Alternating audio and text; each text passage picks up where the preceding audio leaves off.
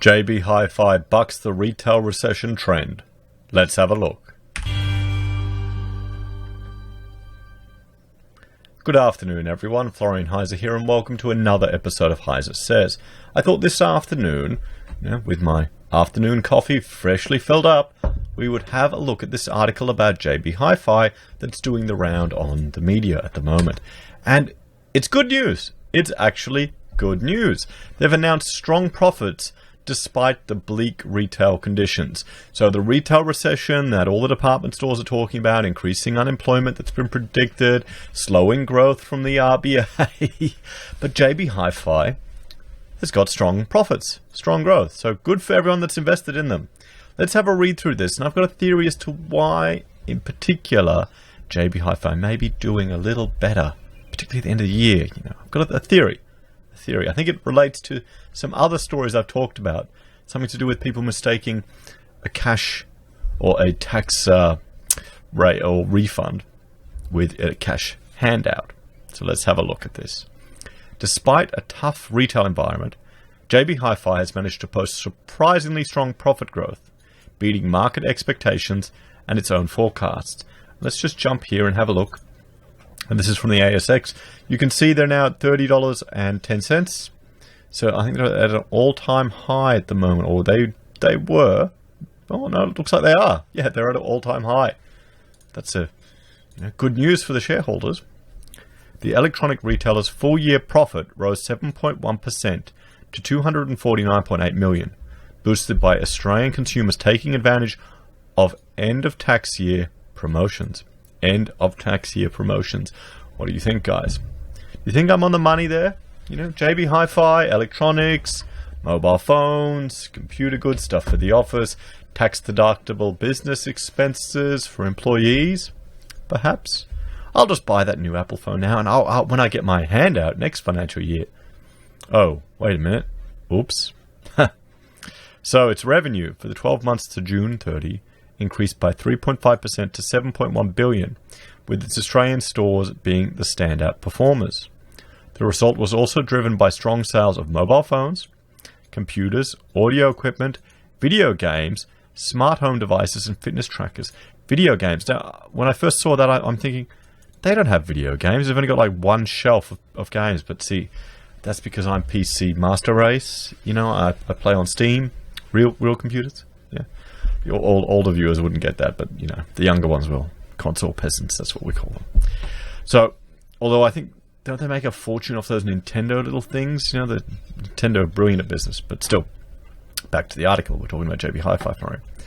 It was a solid result for JB Hi-Fi Australia, and a particularly pleasing finish to financial year 2019, with strong sales in the key tax time promotional period, the company's chief executive, Richard Murray, said. There you go. Back to the tax time promotional period again. Solid sales in those categories help offset weaker demands for movies and music, which experienced double-digit declines across its Australian store network. What do you think? Do you think the increase of higher speed internet, even though it's not very good with our NBN, and the online services, do you think that would affect the movies and music from JB Hi-Fi? Let me know what you think in the comments. See if that would make an impact. Not that I believe there's anything good to watch on Netflix, but I'm probably not the demo anymore.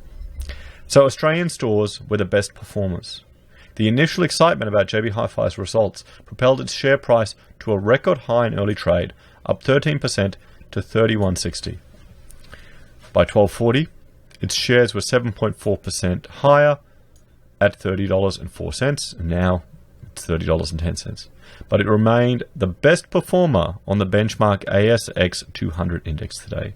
Shareholders will receive an upgraded final dividend on the back of these results, up 11% to 51 cents per share, which isn't too bad, which is not too bad. This takes the company's full-year dividend to $1.42 per share, fully franked. Yeah, okay. JB Hi-Fi Australia's online sales experienced rapid growth, jumping 23% to $258 million, or 5.5% of total sales. That's interesting too, isn't it? Online sales. from my limited experience, JB Hi-Fi has always been an in-shop experience. Have any of you bought anything from JB Hi-Fi online? How do you find it? I'd be interested to know. Overall, the total sales for its Australian stores, online and inline stores, lifted 4.1% to 4.7 billion. Its New Zealand stores showed signs of improved sales, but were lackluster in comparison, up 2% to New Zealand 236 million. So 225. Remember when there was like a 20% difference between the New Zealand and Australian dollar? Remember what back in those days, guys? Not anymore. Online sales in New Zealand were also a strong performer, surging 38.3% to New Zealand 13.3 million, representing 5.6% of total sales. So at least they're playing in the online sphere, and they can compete. I think it's going to get, well, just the pain that is parking when you are shopping is just, yeah, particularly with us with a big family. We now with the van that we have and the pipes that I've attached to the roof and the roof racks and everything, because that's me now. I'm one of those dads. Roof racks, pipes, camping stuff all the time. Yep, that's my life. We have to be careful where we can park in the shopping centres, because some of them we can't get underneath. You know, but that's the life you live. That's the life you live. Meanwhile, the Good Guys stores, which JB Hi-Fi acquired in an $870 million takeover in 2016, also enjoyed solid results. Total sales for the white goods chain rose 2.2% to 2.15 billion, with fridges, laundry, dishwashers, TV and computers being the key growth categories. So here we go. What retail recession? We've been talking about retail recession for several videos, but as early as this morning we were discussing the unemployment rate increasing. I still think this has to do with perhaps people thinking that their tax refund was going to be an instant tax handout, and maybe spent it before they got it, like a lot of people complained about. What do you reckon, guys? What do you think? You think that could be it? JB Hi-Fi's profits were stronger than what it expected from companies in the struggling retail sector. Official retail sales figures remained weak in May and June, up 0.1% and 0.4% respectively. That was despite the government's 158 billion income tax cuts and the Reserve Bank's 2 consecutive interest rate cuts. Sales of electronic goods lifted by a solid 1.1% in June, while household goods sales only rose by a marginal 0.2%. But retail volumes were particularly weak, rising by just 0.2% over the 12 months to June. Westpac economist Matthew Hassan said that anemic volumes were weaker than in the GFC, and the weakest since the early 90s recession. Well, there you go. What's that telling us? What is that telling us? Could a blip be enough to make this much of a difference to their revenue? I'm not sure.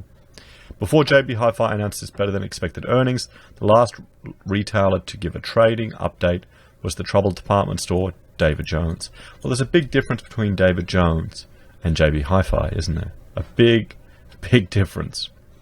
So, earlier this month, the owner of David Jones, South African-listed retailer Woolworths Holding, was forced to write down the value of its Australian department store chain by a further $437 million. Woolworths blamed onerous leases in shopping centres amid a retail recession. I can see that happening. I can see very onerous leases for these large chains. I know once we were working on a project where Coles were trying to, I was representing the landlord, where Coles wanted to not pay any rate or any rent on the area where they'd be storing their trolleys or the outdoor airlock structure, fully enclosed structure that they expected us to build, and then they paid no rent on it, which I thought was quite rich, to be honest. I mean, come on, but that's what those big ones are like. Furthermore, amid record household debt and consumers holding back spending, NAB said the retail sector was clearly in recession according to its recent business confidence surveys. And I was mistaken. This isn't being released today, the latest one. It'll be released tomorrow at 11:30. So what do you all think, guys? Do you think this is a sign that things are turning around? Or an odd, wild card? in the hand. Let me know what you think in the comments. Like, share and subscribe. Ding the bell to see my daily updates. And I'll talk to you all later. Bye everyone.